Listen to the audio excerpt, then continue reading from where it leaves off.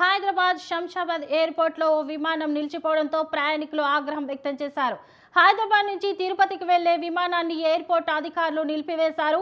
విమానంలో సాంకేతిక లోపం తలెత్తడంతో విమానం నిలిచిపోయింది.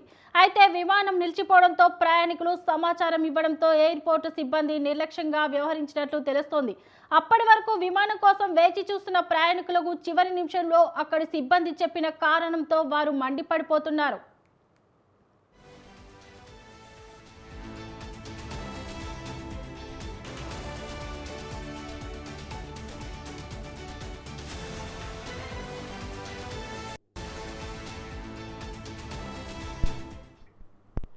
హైదరాబాద్ తిరుపతి విమానం ఈ రోజు ఉదయం 5:30కు బయలుదేరాల్సి ఉంది. ఇందులో ప్రయాణించేందుకు ప్రయాణికులు అప్పటికే విమానాశ్రయానికి చేరుకున్నారు.